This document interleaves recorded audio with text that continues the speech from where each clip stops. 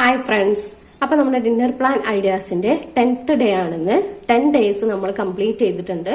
ഡിന്നറിന് കഴിക്കാൻ പറ്റുന്ന variety type of foods ആണ് അതിലുണ്ടായിട്ടുള്ളത്. അപ്പൊ കാണാത്തവരുണ്ടെങ്കിൽ അതൊന്ന് പോയി കണ്ടു നോക്കണേ. അതുപോലെ ഇന്ന് നമ്മൾ ഉണ്ടാക്കാൻ പോകുന്നത് ഒരു അപ്പമാണ്. അതിനുവേണ്ടി ഒരു പാത്രം എടുത്തിട്ടുണ്ട്. അതിലോട്ട് നമ്മൾ ഇടാൻ പോകുന്നത് 1 കപ്പ് റാഗിപ്പൊടിയാണ് കേട്ടോ. അപ്പൊ അത് ഇട്ട് കൊടുക്കാം. ഇത് പുട്ടുപൊടിയൊന്നുമല്ല, റാഗിയുടെ അപ്പം ഒക്കെ ഉണ്ടാക്കാൻ പറ്റുന്ന ഫൈൻ ആയിട്ടുള്ള പൊടിയാണ്. റാഗിപ്പൊടിയോട് നമ്മൾ അപ്പം ഒക്കെ ചീയപ്പൊക്കെ ഉണ്ടാക്കാറുണ്ട് അല്ലേ.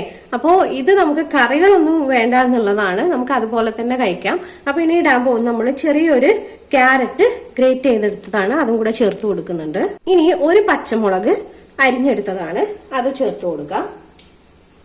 ഇനി നമ്മളൊരു 1/4 കപ്പ് തേങ്ങ ചിരകിയതുണ്ട്, അതും കൂടെ ഇതിലോട്ടൊന്ന് ഇട്ട് കൊടുക്കാം. അപ്പോൾ ഇതുപോലെ ഉണ്ടാക്കുകയാണെങ്കിൽ നമുക്ക് കറിയൊന്നും വേണ്ട. ഡിന്നറിനൊക്കെ നമുക്ക് പെട്ടെന്ന് ഉണ്ടാക്കാം. ഒരു കറിയും ഒരു അപ്പവും ഒന്നും ഉണ്ടാക്കാനുള്ള സമയമൊന്നും വേണ്ട. ഇനി ആവശ്യത്തിനുള്ള ഉപ്പ് ചേർത്ത് കൊടുക്കാം. നമുക്ക് വെള്ളം ഒഴിച്ച് ഇതൊന്ന് കലക്കിയെടുക്കണം. ചീയപ്പമാണ് ഉണ്ടാക്കാൻ പോകുന്നത്. അപ്പൊ ആ രീതിയിലൊന്ന് വെള്ളം നല്ല പോലെ ഒന്ന് നീട്ടിയെടുക്കണം. ഇപ്പൊ നമ്മൾ ആവശ്യത്തിനുള്ള വെള്ളം ഒഴിച്ച് ഒന്ന് കലക്കി എടുത്തിട്ടുണ്ട് കേട്ടോ. ഇതുപോലെ വേണം, നല്ല ലൂസായിട്ടിരിക്കണം മാവ്. ഇനി ഇതിലോട്ട് 1 ടീസ്പൂൺ വെളിച്ചെണ്ണ ചേർത്ത് കൊടുക്കുക. ഇങ്ങനെ ചേർത്ത് കൊടുക്കുമ്പോൾ നമുക്കിത് ഉണ്ടാക്കിയെടുക്കുന്ന ചട്ടിയിൽ നിന്ന് കിട്ടാൻ ബുദ്ധിമുട്ടൊന്നും ഉണ്ടാവില്ല, പെട്ടെന്ന് കിട്ടും, ഒട്ടിപ്പിടിക്കില്ല എന്നുള്ളതാണ്. അപ്പൊ അത് ചേർത്ത് കൊടുത്തിട്ടുണ്ട്. ഇനി ഒന്ന് മിക്സ് ചെയ്തെടുക്കുക.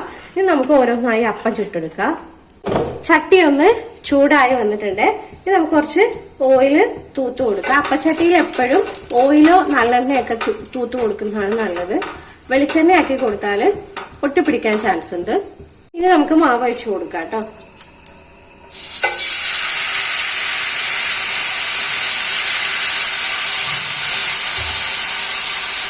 ഇനി അടച്ചു വെച്ചു കൊടുക്കാം. ഒരു ഭാഗം വേകുന്നത് വരെ ഒന്ന് അടച്ചു വെച്ചു കൊടുക്കാം. ഇനി നമുക്ക് അടപ്പൊന്ന് തുറന്നു വെക്കാം. അപ്പം ഒന്ന് നന്നായിട്ട് വേവായി കഴിഞ്ഞാല് അതിന്റെ സൈഡുകളൊക്കെ ഇതുപോലൊന്ന് വിട്ടുവരും. അപ്പൊ നമുക്ക് പെട്ടെന്ന് തന്നെ എടുക്കാൻ പറ്റും. ഇനി നമുക്ക് അപ്പതിൽ നിന്ന് മാറ്റാം. ഇനി അടുത്തതും അതുപോലൊക്കെ തന്നെ ചുട്ടെടുക്കുക. ആദ്യം ഒന്ന് നല്ലപോലെ എണ്ണ അപ്ലൈ ചെയ്ത് കൊടുക്കുക. മാവ് ഒഴിച്ചു കൊടുക്കാം. ഓരോ പ്രാവശ്യം മാവ് എടുക്കുമ്പോൾ നല്ല പോലെ ഒന്ന് ഇളക്കി എടുക്കുക ആ മിക്സിലോട്ട്. ഇനി അടച്ചു വെച്ചു കൊടുക്കുക. മാവ് ഒഴിക്കുമ്പോൾ തീ ഹൈ ഫ്ലെയിമിലാക്കി വെച്ചു കൊടുക്കുക. അല്ലാത്തപ്പോൾ ഒരു മീഡിയം ഫ്ലെയിമിൽ ഇട്ടിട്ട് വേണം വേവിച്ചെടുക്കാനും.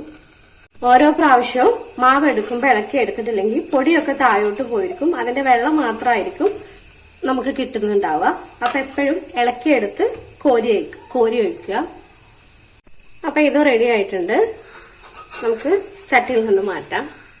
റാഗി ചീയപ്പം ഇവിടെ റെഡി ആയിട്ടുണ്ട് കേട്ടോ. നമ്മളെടുത്ത് 1 കപ്പ് പൊടി കൊണ്ട് ഒരു 10 അപ്പം വരെ നമ്മൾ ചുട്ടെടുത്തിട്ടുണ്ട്.